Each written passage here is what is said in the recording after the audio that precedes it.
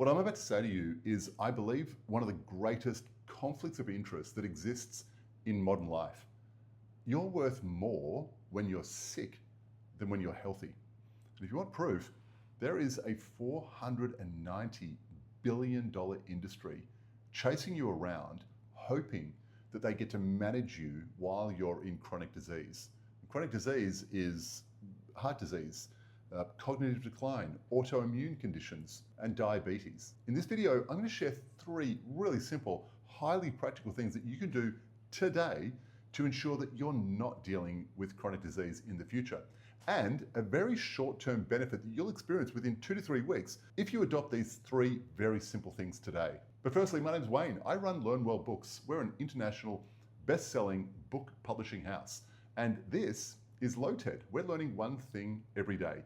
You see, we publish books in the 5 most important areas of life. That is health, relationships, money, mindset, and productivity.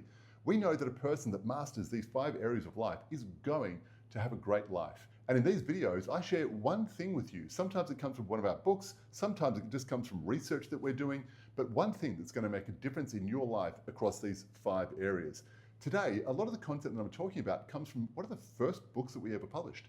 This is a book on gut health. Before I continue, I want to share one thing that I've learned through our research on gut health, and that is, what is the microbiome? The microbiome is a fascinating thing that exists in and around and on our bodies. It is made up of hundreds of trillions of cells, and they include things like fungi, bacteria, good and bad. And the health of our microbiome is one of the largest indicators of our overall health. Here's another fascinating thing. The common denominator in almost every chronic disease is inflammation. And where does inflammation start? In the gut. If your gut health is out of balance, inflammation is the consequence, and inflammation leads to chronic disease. So logic says that we need to look after our gut health so that we don't experience inflammation, so that we then don't experience chronic disease. Here are a couple of other really interesting things that I came across doing this research. Do you know what a gastrointestinal drug is? It's things like antacids and laxatives, things to help you get along when your gut health is just completely out of whack. Have a guess the size of that industry alone. It's $56 billion a year, and it's growing at 5.3% every year. Also, have a guess at how many Americans have enough fiber in their diet. 5%. 95% of the American population don't have enough fiber in their diet. A satisfactory amount of fiber in your diet is one of the leading indicators of the health of your gut, and only 5% of the population are anywhere near it. Now, I know that gut health gets a fair bit of publicity, but certainly not enough. And there's a very good reason for that, but it's also an awful reason. The FDA knows that microbiome interventions are valid. Now, if all of the things that I've said to you are true, and they are, that inflammation is caused in the gut, gut health is important, inflammation leads to chronic disease, surely the FDA would just be pumping out approvals for microbiome interventions that help improve people's gut health. But that's not the case at all. The FDA has only ever approved 2 microbiome intervention treatments. And it's just for really extreme cases where they've approved this treatment where if the bacteria in your gut has been annihilated through the use of antibiotics, there's a treatment that you can undergo where a donor who's been pre-screened to have healthy bacteria, we can scoop some of the bacteria out of them and put it into you to restore the health of your gut. Now, that's an extreme treatment, and only for cases that are extreme. But for everything else, the answer to poor gut health is too simple to make money from.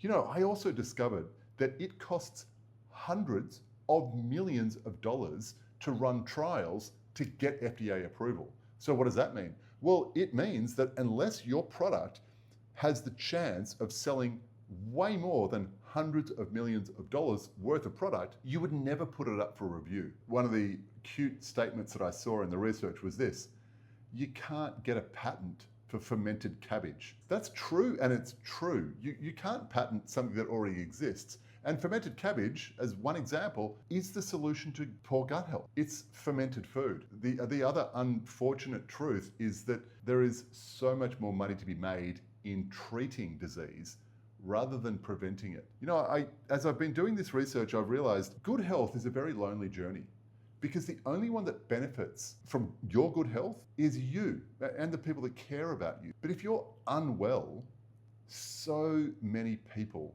benefit. You'll be surrounded by people that want to get access to your poor health because they're making money out of it. And so this lonely journey of good health needs you right at the center of it, driving it, because others are not going to do that for you. With all that in mind, let's take a look at the 3 things to do that are going to provide an immediate improvement in the quality of your gut health. And they're super simple. Number 1, just take 1 serving of fermented food daily. Now, you might say, like I would have before I started learning about gut health, what actually is fermented food? Well, it's things like sauerkraut, kimchi, kombucha, or fermented yogurt. I put this list in the description below just so that you can access that, so you know what to buy next time you're at the shops. Point number 2, you'll remember before I said only 5% of Americans are getting enough fiber in their diet. Well, that's the second treatment. Just add 5 grams of fiber to any one of your meals today. You also might say, what's actually fiber? Well, it's broccolis, beans, or berries. Again, that's in the description below. And the final one is this. Just find one thing, not everything, just one thing that you eat on a regular basis that has spent a lot of time in a factory.